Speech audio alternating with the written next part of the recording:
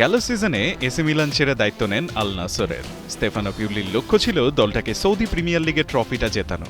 নাসর forward Ronaldo গোলের বন্যা বইয়ে দিলেও শেষমেশ জেতা হয়নি লিগ।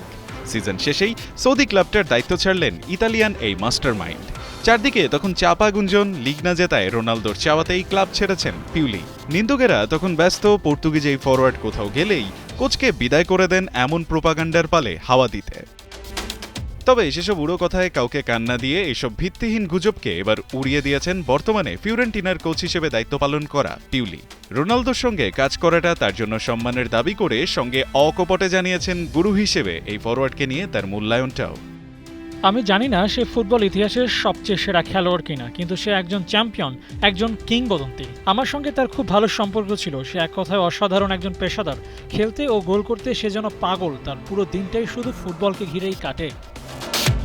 এদিকে বেশ কিছু গণমাধ্যমের খবর, ফিওরেন্টিনার প্লেয়ারদের রোনালদোকে দেখে ডিসিপ্লিন শিখতে আর অনুপ্রাণিত হওয়ার পরামর্শ দিয়েছেন 59 বছর বয়সী এই কোচ। তাই রোনালদোর সঙ্গে ঝামেলাতেই পিউলিকে ছেড়ে হোর্হে জেসুসকে আল নাসর কোচ বানিয়ে এনেছে নয়া সিজনে, এমন যুক্তি অন্তত আর থোপে টেকে না। রায়ান আহমেদ, ৭১।